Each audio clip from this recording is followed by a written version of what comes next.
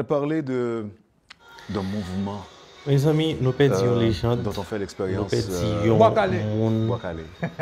Malheureusement, qui était comme utile société. Nous perdions écrivains, nous perdions professeurs, nous perdions monde intellectuel, sur le plan sémantique, franchement, sur le par plan contre, combien d'années d'écriture. Haïti apprend. J'ai bien aimé cette terminologie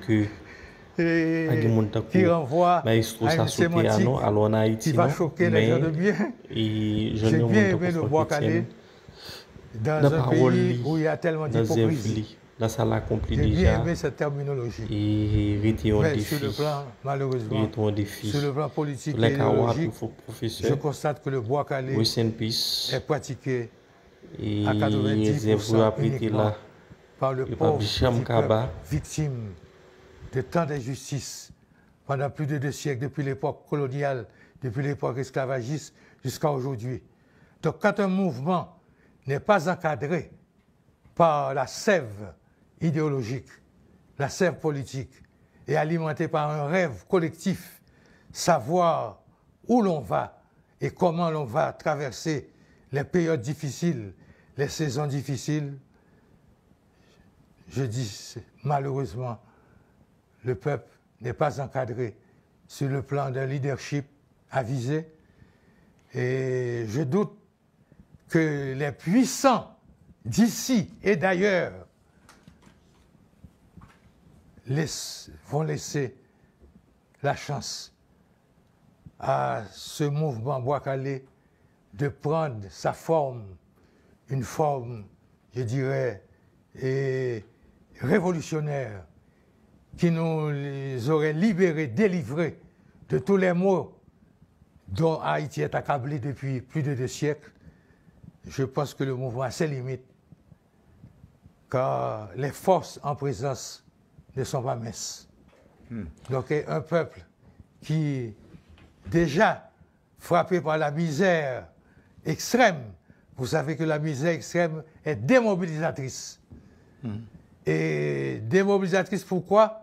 Parce que le souffle d'un peuple qui lutte tout seul, sans encadrement politique, sans encadrement idéologique, c'est un peuple qui est essoufflé très vite. Donc c'est un mouvement qui peut durer, je ne sais pas, l'espace, pas d'un matin, mais l'espace de quelques mois ou de quelques semaines. Il y a 2 mois ou 3 mois, vous ne seriez pas venu à Métropole. C'est vrai. Et d'aucuns, ou encore certains, pensent que c'est à la faveur du mouvement Boakale que vous avez pu venir. Oui, mais d'autant que l'on constate... Wendell, mon fils, je vous réponds très vite. Comment pourrais-je considérer... Je suis content d'être ici, de pouvoir parler, interviewé par toi et écouté par un public de choix. Je sais qu'il y a peut-être 2 ou 3 gens qui ont des réserves. C'est normal. Une fois qu'on n'est pas contesté, ça veut dire qu'on n'a rien apporté de nouveau. Peut-être que ma parole a choqué certaines personnes, mais je sais qu'il y a beaucoup d'auditeurs qui ont pris du plaisir à m'écouter. Oui, c'est le cas de le dire. Donc je ne vais pas cracher sur la séance, sur notre séance de ce matin. Mais ce n'est pas la chose la plus importante de ma vie. Ce qui serait plus important, ce serait la vraie libération de mon peuple et la récupération de la souveraineté par mon pays. Nous ne sommes pas souverains. Nous sommes encore colonisés. Franck-Étienne, l'avant-signature du livre, c'est pour quand? Bon, j'espère que le producteur de cet ouvrage aura la possibilité de me donner une cinquantaine, une centaine la semaine de la fête des pères. Donc je crois que c'est autour du 24 juin, 25 juin. Donc j'aurai 2 jours de 26. J'aurai, si ça se fait. Si je n'ai pas les livres, je m'excuserai auprès du public. Mais si j'ai une cinquantaine d'ouvrages, je ferai une vote signature pendant 2 jours, le 24 juin et le 25 juin. Et la semaine prochaine, ça s'est arrêté, c'est les tableaux. Il y a une rétrospective spéciale. Spéciale ne veut pas dire gratuit, Ouais. mais j'aurai des considérations particulières dans la vente des tableaux, c'est-à-dire généralement, il y a des tableaux de cette dimension, c'est déjà autour de 42 pouces par 60 pouces, une grande surface qui se vend d'habitude à 2 000 et 3 000 $. Je peux descendre jusqu'à un tiers du prix. Donc c'est un cadeau. Ce qu'on appelle une liquidation, on va faire. Je n'aime pas le mot liquidation parce que ça, quelque part... Les connotations péjoratives. Ah ben, on finit. Je ne peux pas imaginer l'immensité, joie que moi j'ai senti pendant l'émission ça ensemble avec vous matin. Et je pense qu'en plus de l'énergie qu'on a parlé, l'énergie divine, l'énergie créatrice, qui est lié.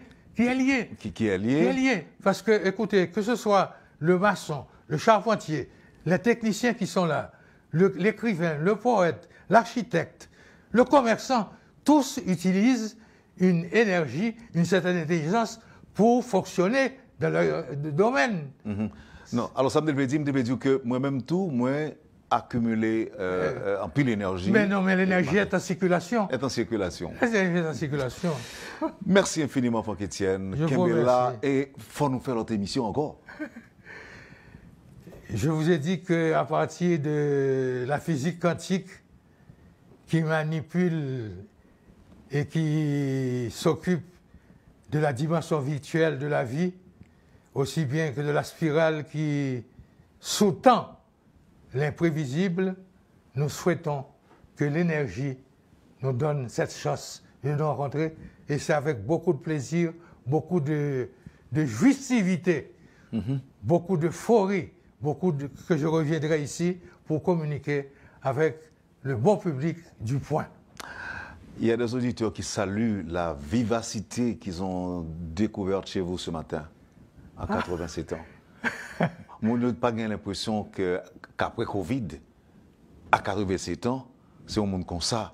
Je suis plus pensé d'abord à un petit monde qui n'est pas capable de parler, mais ce n'est pas ça aux jeunes enfants qui sont ce matin-là. Les gens doivent comprendre, ça je le dis, c'est peut-être ma parole terminale, ma parole conclusive. Les êtres humains, partout, ce n'est pas seulement en Haïti. En Haïti, oui, il y a une déficience à cause de la faiblesse de l'enseignement. Pendant 2 siècles, on n'a pas construit d'école, on n'a pas construit d'université, on n'a pas construit d'hôpitaux. Pratiquement, c'est la carence dans tous les domaines. Mais cela est valable aussi dans tous les pays du monde. Je m'adresse à mes frères et sœurs haïtiens, mais je m'adresse à toute la planète. L'être humain, tous les êtres humains, premièrement, sont interconnectés entre eux, et tous les êtres humains portent en eux la présence de cette énergie divine. C'est à nous de savoir l'utiliser. Merci Franck Etienne.